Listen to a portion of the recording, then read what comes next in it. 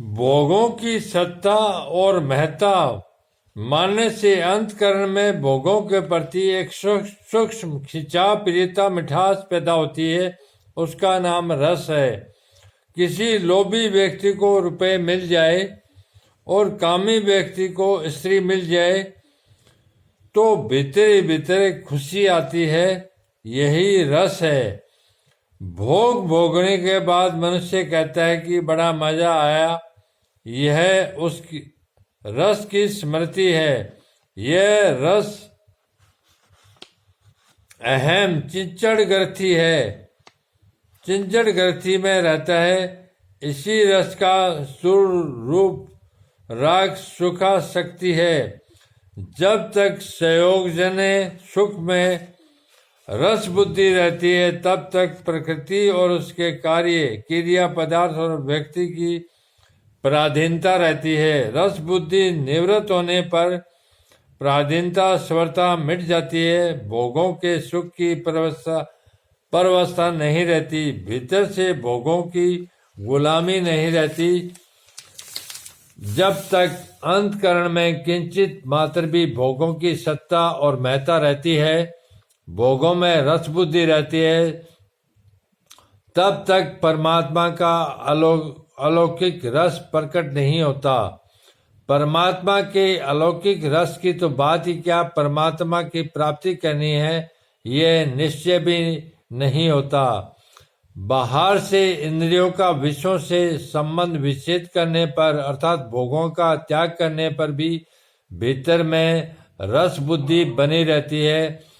तत्व बोध होने पर यह रस बुद्धि सूख जाती है, निवृत्ति हो जाती है। पर दृष्टा निवृत्ति तात्पर्य है कि जब संसार से अपनी भिन्नता तथा परमात्मा से अपनी अभिन्नता का अनुभव हो जाता है तब नाशवान संयोगजन्य रस की निवृत्ति हो जाती है। नाशवान रस की निवृत्ति होने पर अविनाशी अखंड रस की जागृति हो जाती है। तत्व बोध होने पर तो रस सवर्ता निवृत्त हो ही जाता है, पर तत्व बोध होने से पहले भी उसकी उपेक्षा से, विचार से, सत्संग से, संत कृपा से रस निवृत्त हो जाता है।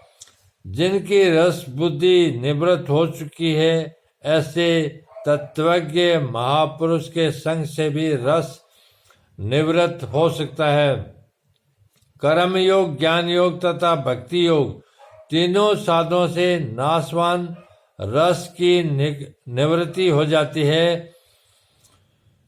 जो जो कर्म योग में सेवा का रस, ज्ञान योग में तत्व के अनुभव का रस, भक्ति योग में प्रेम का रस मिलने लगता है, त्यों त्यों नाशवान रस स्वतः छूटता चला जाता है। जैसे बचपन में खिलौनों में रस मिलता था, पर बड़े होने पर जब रुपए में रस मिलने लगता है तब खिलौना का रस स्वतः छूट जाता है। ऐसे ही साधक का रस मिलने पर भोगों का रस स्वतः छूट जाता है। रस बुद्धि के रहते हुए जब भोगों की प्राप्ति होती है, ऐसे ही साधन का रस मिलने पर भोगों का रस स्वतः छूट जाता है। रस बुद्धि के रहते हुए जब भोगों की प्राप्ति होती है तब मनुष्य का चित्त पिघल जाता है तथा वह भोगों के वशीभूत हो जाता है। परंतु रस बुद्धि निवृत्त होने के बाद जब भोगों की प्राप्ति होती है तब तत्वज्ञ महापुरुष के चित्त में किंचित मात्र भी कोई विकार पैदा नहीं होता। उसके भीतर ऐसी कोई वृत्ति पैदा नहीं होती जिससे भोग उसको अपनी ओर खींच सके। जैसे पशु के आगे रुपयों की थैली रख दे तो उसमें लोभ वृत्ति पैदा नहीं होती और सुंदर स्त्री को देखकर उसमें काम वृत्ति पैदा नहीं होती। पशु तो रुपयों को और स्त्री को जानता नहीं, पर तत्वज्ञ महापुरुष रुपयों को भी जानता है और स्त्री को भी। फिर भी उसमें लोभ वृत्ति और काम वृत्ति पैदा नहीं होती। जैसे हम अंगुली से शरीर के किसी भी अंग को खुजलाते हैं तो खुजली मिटने पर उंगली में कोई फर्क नहीं पड़ता, कोई विकृति नहीं आती। ऐसे ही इंद्रियों से विषयों का सेवन होने पर भी तत्वज्ञ के चित्त में कोई विकार नहीं आता, वह ज्यों का त्यों निर्विकार रहता है। कारण कि रस बुद्धि निवृत्त हो जाने से वह अपने सुख के लिए किसी विषय में प्रवृत्त होता ही नहीं। उसकी प्रत्येक प्रवृत्ति दूसरों के हित और सुख के लिए होती है।